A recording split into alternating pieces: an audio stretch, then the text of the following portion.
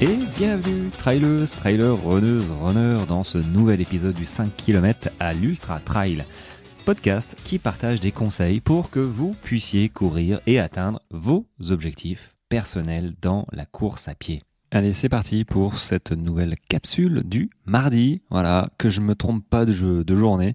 Je me crois mardi depuis 2 jours, donc c'est un petit peu un problème. Mais toujours est-il que voilà, je suis très content de prendre la parole comme un peu tous les jours. Et tu le remarques peut-être dans ma voix, je suis un petit peu plus en forme que le dernier épisode du dimanche soir pour moi, qui est sorti hier. Mais là, écoute, le soleil est finalement revenu et mon moral aussi. Entre autres, voilà.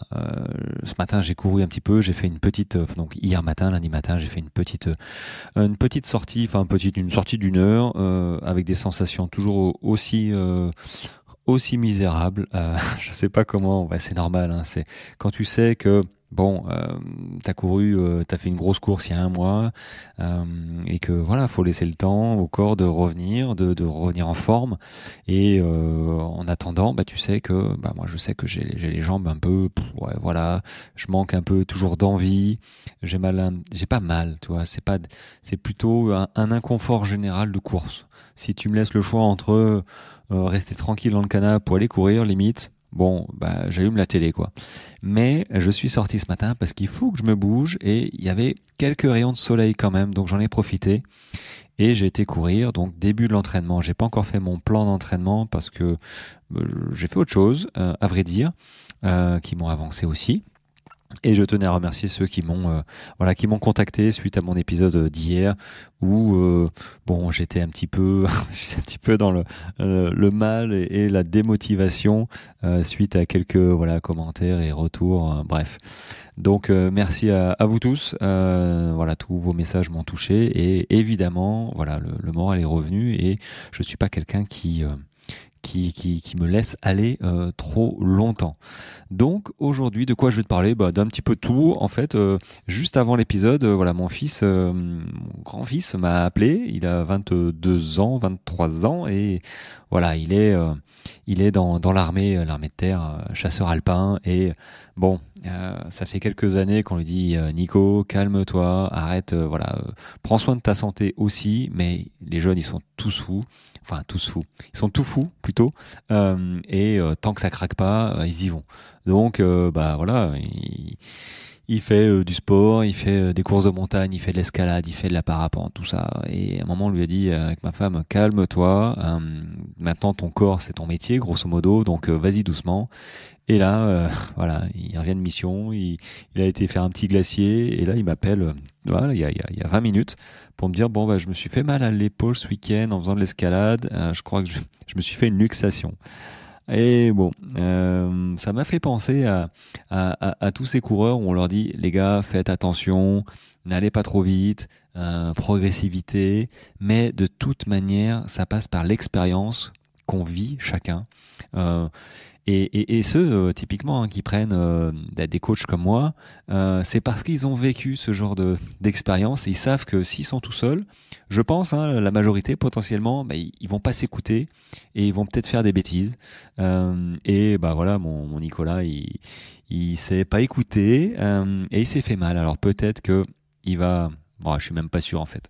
Je pense que tant qu'il s'est pas blessé vraiment, véritablement, il va pas lever le pied. Mais bon, ça, à un moment, on peut rien y faire.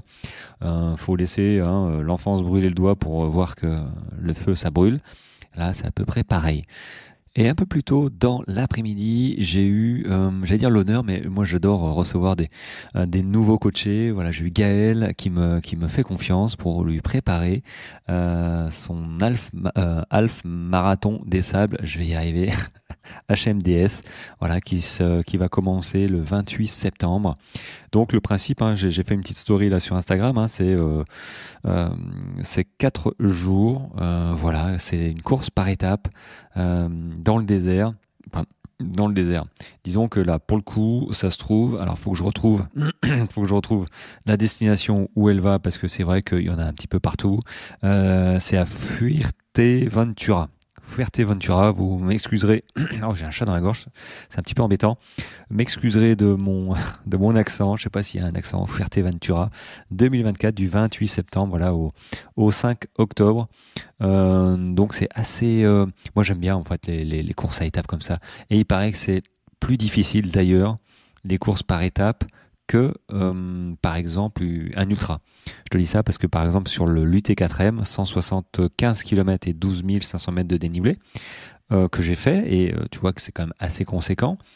Et ben finalement, figure-toi qu'il y a eu une étude en parallèle de fait, j'ai pas pu y participer parce que j'habitais loin de Grenoble, où ils ont remarqué que ceux qui avaient participé à la même course globalement, mais sur 4 jours, donc une étape de 40, en fait c'était un massif, 4 massifs à faire, moi je les ai fait voilà en, je sais plus, 40, 42 heures, mais le problème c'est que tu vois un massif dans la nuit et l'autre dans le jour, donc j'ai pas vu 2 massifs sur 4, c'est un petit peu embêtant, et du coup tu vois, courir sur une course en étape, c'est quand même cool parce que tu vois tous les massifs, 2 jours, et ça c'est cool. Bon après, ça te fait rester au moins 4 jours sur zone.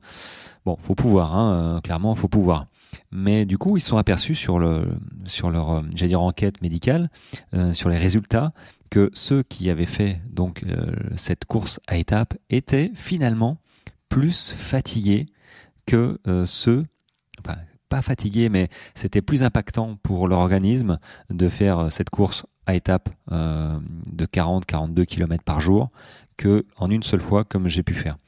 Et là, tu vois, cette course comme ça, bah, je l'ai prévenu en disant fais attention parce que oui, c'est beaucoup, et il y a les conditions météo, c'est beaucoup de résilience. Le premier jour ça va, mais le deuxième quand tu te lèves, bim, bah t'as la fatigue, mais tu recommences, ouais, tu repars, donc faut soigner les bobos, ouais ça va être hyper sympa, et moi je me projette à chaque fois dans les courses de mes sportifs. Qui soit toi de tout, hein. Je prépare un 10 km route, et là je prépare voilà un trail à étapes, et j'adore ça. Et juste avant d'ailleurs j'avais Hervé qui s'est engagé sur un 82 km en octobre, donc tu vois, je préfère le trail, mais si t'es sur la route, ça marche aussi, hein, évidemment. Donc j'ai hâte d'être avec elle. Elle va prendre des photos, tout ça, faire partager. Moi, je kiffe assez.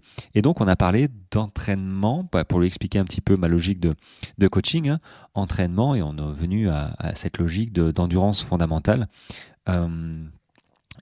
Qui justement, juste avant d'avoir cet entretien avec elle, j'ai une de mes coachées, alors faut qu'elle m'excuse si elle m'écoute, mais j'ai plus son prénom en tête, qui me dit est-ce que sur la sortie longue, est-ce que je fais les 15 minutes d'endurance fondamentale au début comme d'habitude, et là, je me suis retrouvé un petit peu bête, parce que là, elle sortait d'une heure 15 de fartlek, donc variation d'allure. Elle s'est fait plaisir à courir un petit peu comme elle voulait, en se libérant de la montre, aux sensations. Donc ça, c'est vraiment cool comme sortie. Et là, elle me pose la question, bah voilà, dimanche, il y a sortie longue. Est-ce que je commence comme d'habitude par 15 minutes en endurance fondamentale? Alors, j'ai failli lui dire, je lui ai dit, normalement, l'endurance fondamentale, alors, normalement, la sortie longue, c'est un petit peu pareil que la fartlek. On est en version rando-course. Et donc, l'endurance fondamentale, à moins que tu démarres par 1 km vertical, normalement, bon, tu vas cool, hein, tu te lances pas à l'abordage comme du fractionné en plein milieu de ta séance. Mais le fait qu'elle me pose cette question, ça m'amène, moi, à une autre, c'est, ok, je leur donne les séances et je leur explique, mais finalement, je suis pas certain qu'ils comprennent la globalité, et je vais voir ça avec eux, d'ailleurs, avec chacun, qui comprennent vraiment le sens de chaque sortie. Et tu vois, j'ai fait une formation sortie longue là qui est actuellement disponible, enfin depuis dimanche, hein, avec justement 20% jusqu'à mercredi, jusqu'à demain mercredi, ouais c'est ça. Du coup, cette sortie longue, effectivement, on la court en endurance fondamentale ou pas. On peut choisir de faire des variations. Mais bon, ça devient plus vraiment une sortie longue. Après, si on peut faire des sorties longues d'1 heure et demie, 2 heures en mettant 3 fois peut-être 15 minutes en version tempo. Bon, ok. Évidemment, c'est pas la majorité de ta sortie. Donc tu commences tranquillement, hein, tu t'échauffes, et puis à un moment où quand tu es bien chaud, au bout d'un quart d'heure, 20 minutes, hop, tu pars sur tes 10 minutes, tes 15, allez pourquoi pas tes 20 minutes en tempo pour préparer vraiment une course. Hein, faut pas faire ça à chaque fois. Et plus ta course est longue, plus ta sortie longue devra l'être aussi. Alors il y a des limites hein, que je te montre dans la formation, mais du coup, ouais, globalement, tu es en rando course et c'est vrai que les sorties longues ont un intérêt énorme dans ta préparation, tant dans ton entraînement que dans ta préparation, j'allais dire logistique. Mais du coup, je vais expliquer à Gaëlle, celle qui vient là pour le marathon des sables, l'intérêt de l'endurance fondamentale et surtout les avantages. Parce que je considère que si je ne lui explique pas les avantages de l'endurance fondamentale, c'est un petit peu comme avec Nicolas, quoi. Si je lui dis, écoute Nico, prends soin enfin ralentis un petit peu parce que ton corps c'est un peu ton métier, donc vas-y cool, t'es jeune, ok, tu récupères bien, mais c'est pas une raison, tu vas voir que ça va craquer. Bon voilà, c'est fait. Les accidents, ça arrive quand on fatigue un peu. Effectivement, il revenait de mission, il a été sur le glacier 2 jours avant. Enfin bon, beaucoup de choses peuvent l'expliquer. Et tu vois, du coup, quand on n'explique pas vraiment, enfin, on a beau expliquer, voilà, lui, il s'est brûlé. Mais là, je veux pas qu'elle se blesse. Tous mes coachés, je veux pas qu'ils se blessent. Et là, du coup, je leur explique véritablement, comme souvent, je l'ai déjà répété, mais il faut répéter pour que le message y passe vraiment à tous les jours s'il faut. L'endurance fondamentale, c'est excellent, surtout pour elle qui a une course à étapes. Donc, elle aura pas d'intensité. Alors, il y aura du dénivelé un petit peu. Mais quand même, il faudra qu'elle soit résiliente, résistante, qu'elle ait pas mal aux tendons, ligaments. Donc elle va faire du gainage, elle va faire du renforcement musculaire. On va regarder sa nutrition. Mais au-delà de ça, si elle fait pas les sorties en endurance fondamentale qui seront essentielles pour elle, ça va pas le faire. Ça risque de pas le faire. Donc je vais bien expliquer l'endurance fondamentale, hein, mitochondrie, utilisation des graisses, hein, de la filière énergétique des lipides, qui sont vraiment on va dire le moteur pour avancer. Ensuite la fatigue, moins, on génère quasiment pas de fatigue. Du volume, plus, on fait du volume. Et dernière chose, ça nous permet de faire du volume sans la fatigue et donc d'arriver en forme sur les séances qualitatives qui sont potentiellement la sortie longue, qui est une séance intense quand même de par sa longueur. Ensuite, les séances de côte, parce que je l'ai prévenu, hein, je lui dis écoute, ok, t'habites Paris, il y a Montmartre, Montparnasse. Je sais plus, zut, les marches. Et du coup, ok, elle a aussi une petite forêt à côté, des trucs vallonnés. Mais je lui dis, du coup, oui, tu vas faire des côtes parce que il faut que tu fasses du renforcement, les quadrilles, et puis des descentes aussi. C'est aussi et surtout les descentes qui cassent la fibre. Donc, toi, c'est un tout. C'est un tout et elle s'y prend relativement bien, je trouve. Juin, juillet, août, voilà, septembre aussi, ça fait 4 mois. C'est parfait pour balancer tout, nutrition, logistique. Elle va courir avec un sac à dos de 9 kilos. T'imagines 9 kilos. Ça, 9 kilos, c'est un sac à dos que tu fais pour aller randonner dans le parc, dans la Vanoise, dans les Alpes du Nord ou à un autre parc. 9 kilos. Donc là, ça aussi, il faudra qu'elle teste sur les épaules. Je pense qu'elle va avoir les trapèzes. Ouais, elle a intérêt à se renforcer au niveau des trapèzes. Alors, elle est avec un kiné, hein, qui s'occupe de son renforcement musculaire et je pense que elle va muscler un peu le haut du corps. Du coup, tu vois, c'est quand même un chouette programme qui vient, mais il faut vraiment comprendre un petit peu le pourquoi du comment pour adhérer au message et quand ça ira moins bien, parce que une préparation, on peut pas être toujours au top. Il faut l'accepter. Et surtout pas zapper peut-être les séances ou pas. Je pense à une autre erreur, tu vois, de se dire merde, j'ai loupé une séance la semaine dernière. Bon, je la fais cette semaine. Ça peut passer, hein, si tu es à 4 séances, tu as loupé une séance en semaine 1, du coup tu fais 5 séances la semaine 2. Bon, suivant comment elle est, si c'est de l'endurance fondamentale, ça marche. Mais maintenant, si elle se dit, ah zut, j'ai loupé une séance de côte, je vais la faire juste après le pardon. Après le fractionné, je vais y arriver. Ça, c'est pas bon. On colle pas 2 séances intensives côte à côte. Parce qu'il y a une séance intensive va casser de la fibre normalement, va t'affaiblir, et donc il faut laisser le temps au corps de reconstruire tout ça pour être encore plus fort. Et si tu rajoutes du cassage de fibres derrière, potentiellement derrière tu as une récupération plus à avoir, et que si tu laisses pas le temps de régénérer, d'avoir cette récupération, oui, tu peux te blesser, ou tu peux te blesser quand même, hein. Tu as des grandes chances d'avoir une petite douleur, tu sais, une petite gêne. Et alors si tu si tu additionnes ou tu les fais toutes, hein, c'est possible, hein. Si tu fais pas attention à cette petite gêne en disant oh ça passera, et que derrière tu fais une sortie longue, il y a des chances assez claires, hein, que ça passe pas vraiment, et que ça te fasse peut-être une petite déchirure musculaire, quelque chose comme ça, tu vois, des petites blessures là qui sont merdiques et qui t'arrêtent 1-2 semaines. Donc là, ça devient beaucoup plus délicat pour l'état d'esprit, le moral, de garder, d'être au top. Parce qu'une fois qu'on se blesse, c'est la misère. Surtout si tu as effectivement une course en objectif qui arrive. Et là, tu te dis, j'ai loupé, je suis en train de perdre 2 semaines de mon entraînement. Comment je vais faire et tout. Bon.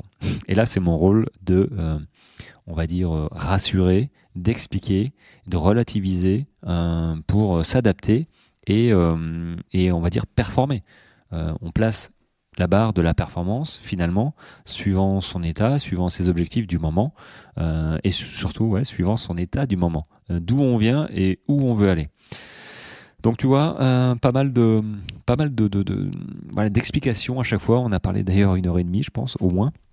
Mais il n'y a aucun problème. Quand le message passe bien, le coaching se passe bien. Voilà. Écoute, je pense que j'ai fait un petit peu le tour. Allez, demain, je vais te parler des moments où on peut s'entraîner, matin, midi, soir, après-midi. Qu'est-ce que ça peut nous apporter, en fait. Peut-être faire un petit topo, avantages, inconvénients, je sais pas. Mais je trouve la question intéressante de savoir, parce que je me suis posé cette question, est-ce qu'il vaut mieux... qu'est-ce que ça m'apporterait à moi de m'entraîner plutôt l'après-midi que le matin ? Moi, je suis du matin. Voilà. L'après-midi, en ce moment, avec la chaleur qui va arriver, je vais avoir les moucherons et tout. C'est insupportable. Donc, moi, je suis du matin. Mais, effectivement, est-ce qu'il y a des avantages à courir l'après-midi ou en début de soirée ? Donc, ce sera l'épisode de demain. D'habitude, je le dis pas, mais vu que là, je le connais parce que ça m'a intéressé, je t'en parle. Ceci étant dit, merci à tous ceux qui notent ce petit podcast 5 étoiles sur 5. Encore une fois, c'est vraiment chouette. Et avec un petit commentaire, moi je les lis, et quand je peux répondre, mais si vous voulez m'envoyer un commentaire et avoir une réponse, faut me le doubler ça par mail, sinon je peux pas vous répondre.